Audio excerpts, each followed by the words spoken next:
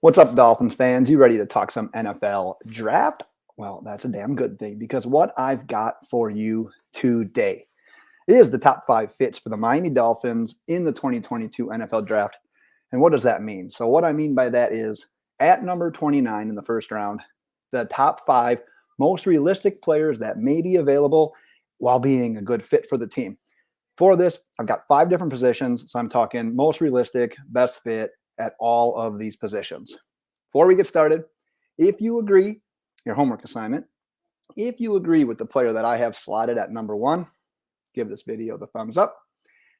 Regardless of what you think of the list in general, drop your comments right there. So with that, I'm going to pop up number 5, Logan Hall, who's a defensive lineman for Houston. He's 6'6", 278. And I'm going to say right away, this is a tricky player because the question is, where is he going to line up at the next level? He can line up inside, he can line up outside, and it's all because of his size. He's got great initial explosion off the ball, especially from the defensive lineman. That's exactly what you're looking for. He excels there. Carries his weight well. He has the frame to add a little bit more if the coaches want, if they want to move him inside, because he's got the speed, he's got the power. He can win with quickness, he can win with strength. So it all is going to depend whatever the NFL team that drafts him wants him to do, I think he can do it. He needs to improve a little bit against the run. You'll watch when you put on the film, he takes probably too many chances with where he could just set the edge and line up another defender to make the play. He tries making that play in the backfield. Sometimes he swings and misses. So it's a little bit of a tricky fit for where the Dolphins are right now. But if they draft him, they're adding to a already strong defensive line, especially if Emmanuel Ogbah doesn't resign. With that, number 4, Isaiah Spiller. He's 6 foot, 215 pounds. Strengths. Great power, north-south runner, great vision, great contact balance. Hardly ever goes down on that first defender that's trying to wrap him up. The weakness, doesn't have that top-end speed, but patient runner.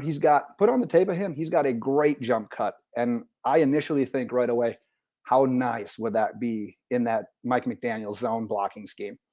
Natural pass catcher. You look at his numbers from Texas A&M, he only had 1 receiving touchdown throughout his entire time in college. But he's a natural with pass catching. He makes contested catches. I'm not too worried about that. The biggest thing with him, it's that breakaway speed. That's the one thing that's missing. But hey, the Dolphins maybe do a little work this free agency and sign Raheem Mostert to be that speed guy, a little 1-2 punch. I like to fit there. Number 3, Jahan Dotson, wide receiver out of Penn State, 5'11", $185. Despite that frame, I've said this before on videos, he comes down with footballs he has no business coming down with. His body control is already elite, in my opinion. Knowing where that defender is on him, knowing where a sideline is, going up, making that catch, contorting his body, and being able to come down with it, he's already unbelievable at that. Very good at separation. We talk about it all the time. Tua wants guys, the Dolphins offense wants guys that can get open right away, catch the ball, make plays with the run after the catch. He gets separation on nearly every single route that he runs. And while he's not Jalen Waddle fast, honestly, who is? He's got the speed. He's labeled by a lot of people as a vertical threat, which there's more to his game than that, but plenty of speed to get behind the defense. So moving forward, if they ended up with Jahan Dotson, a Waddle-Dotson pairing would cause problems for opposing teams' defenses. Number 2, for those offensive line fans out there, I know there's a lot of them, Trevor Penning, offensive lineman for Northern Iowa. Dude's a monster. 6'7", 321 pounds. Everything that you read, everything you hear about Penning, one word, nasty. And that's 100% what you want from your big guys up front. Playing at Northern Iowa, you worry a little bit about that lack of competition. But when he went to Mobile, when he played at the Senior Bowl, when he practiced at the Senior Bowl, against those better players, performed very well. I don't want to say he was at an elite level, but performed as one of the best offensive linemen that we heard about all week at the Senior Bowl. Played left tackle at Northern Iowa, was reading some stuff, did some research. There are some people that think he could move to the right tackle if needed. That would obviously be to his blind side. We would see how that would play out. One of the struggles that you'll see with him, and this is a little bit concerning to me, he struggles a little bit with the speed edge rushers. That's concerning. However, there's like no offensive linemen that come into the league just straight up flawless. So new offensive line coach, Matt Applebaum, something he can work with. So if the Miami Dolphins don't get their ideal offensive lineman help in free agency, Penning, in my opinion, would be solid consolation, which brings me to number one. That's Nakobe Dean, linebacker out of Georgia. He goes 6 foot 225. So last year for Georgia, national championship Georgia, led Georgia in tackles for loss, was 1 tackle away from leading for the team in tackles, and he was a half sack away from leading the team in sacks. He had 6 of them. Oh, also won the Buckus Award as the nation's best linebacker. Look at his strengths. We talk about those 6 sacks. He is great at shooting gaps as a blitzer. Now think about Miami's zero blitz scheme that they brought on the second half of last year. Jerome Baker excels at it. The 2 safeties, Javon Holland, Brandon Jones excel at it. You can bring Nakobe Dean into that mix. It's just one more person to add to that arsenal if injuries happen.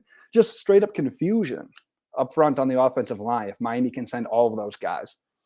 As a coverage linebacker, he's great at getting that depth, but he's fast enough to hang with the linebackers and cover running backs. Hang with the running backs and cover them, I should say.